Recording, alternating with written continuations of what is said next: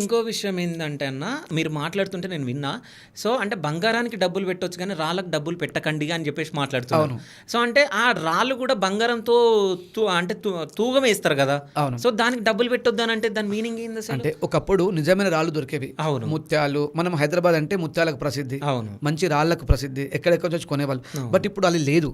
అంత స్వచ్ఛమైన ముత్యాలు ఉన్నాయి కానీ అందుబాటులో లేవు. ఓకే. మొత్తము ఈ పాపులేషన్ సరిపోతాయి, ఇన్ని కోట్ల మందికి సరిపోయేంత న్యాచురల్ ముత్యాలు కానీ న్యాచురల్ రాళ్ళు కానీ దొరికే అవకాశం లేదు. కాబట్టి అందరికీ తెలుసు కస్టమైజ్డ్ తయారు చేయబడ్డ ముత్యాలు, తయారు చేయబడ్డ రాళ్ళు అందుబాటులో ఉన్నాయి. మీరు ఒక్కసారి యూట్యూబ్లో కానీ గూగుల్లో కానీ స్టోన్స్ మేకింగ్ అని కొట్టండి, నంబర్ ఆఫ్ వీడియోస్, గ్లాస్ని ఎలా కట్ చేసి స్టోన్లా తయారు చేస్తూ తెలుస్తుంది. అవును. అంటే నేను ఎందుకు చెప్పగలుగుతున్నాను అంటే అలా నేను ఎన్నో వీడియోస్ చూశాను. ఓకే. మాకు వచ్చేప్పుడు అలా ఉండొచ్చు. కాబట్టి అనవసరంగా ఎక్కువ పెట్టకండి, కొద్ది పెట్టండి. ఇప్పుడు బంగారం ఉందనుకోండి, అది మీ బాబుకి ఇవ్వచ్చు, మీ పాపకి ఇవ్వచ్చు, మీరు లేకపోతే ఇంకెవరికి ఇవ్వచ్చు. అంటే పాస్ అవుతుంది. బంగారం చూడండి, మీరు పుట్టినప్పుడు 30,000 రేటు ఉండే, ఈరోజు ₹1,00,000 రేటు ఉంది. అదే రాయి ఉందా అండి? లేదు కదా. రాయికి జీరో వాల్యూ.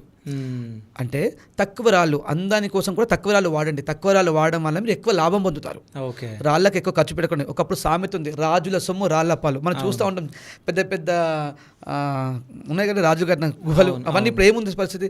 కొన్ని ఇప్పుడు కట్టలేం కూడా అలాంటివి ఇవ్వాలి. బట్ అవన్నీ మూలకు పడిపోయినాయి. రాళ్ళు ఎప్పటికీ రాదు. నిజమైన బంగారం మాత్రమే మీకు ఒక భరోసానిస్తుంది. కాబట్టి సాధ్యమైనంత వరకు అందంకి కాకుండా సేఫ్టీ కోసం చూడండి. బంగారం అంటే ఒక మిమ్మల్ని గొప్పగా చూపించే వస్తువు కాదు. మీకన్నా గొప్ప వాళ్ళు ఎవరుండరు. మీరే గొప్ప. శివనే గొప్ప. శివ చేసుకున్న గోల్డ్ చైన్ గొప్పది కాదు, శివనే గొప్ప. కాబట్టి బంగారానికి మాత్రం డబ్బులు పెట్టండి, ఉపయోగపడుతుంది. రాళ్ళకి ఎక్కువ పెట్టే ప్రయత్నం చేయకండి. ఒకవేళ మీ కూతురు కానీ మీ అబ్బాయి కానీ ఇబ్బంది పెడతా ఉంటే, నాన్న ఈ ₹1,00,000 రాళ్ళు మనకు అద్దె పెట్టా, ఒక 30,000-40,000 రాళ్ళు కొనుక్కుందాం సరిపోతుంది, వాళ్ళకి చెప్పే ప్రయత్నం చేయండి. మీ పిల్లలు వింటారు. మీరు ఎంకరేజ్ చేస్తే కొనమని చెప్తారు. ఇప్పుడు ఒక బెంచ్ కారు కొనిస్తారా మీరు పిల్లలకి? లేదు, ఆలోచిస్తాం. మరి ఒక ఈజీ ఒక షిఫ్ట్ ఇంకొక చిన్న కారు కొనిస్తారు కదా. అవును. ప్రయాణం ఒక్కటే కదా. మీరు బెంచ్లో పోయిన అదే ఫంక్షన్ పోతారు, దాంట్లో డిగ్నిటీ మారింది అక్కడ, అంతే.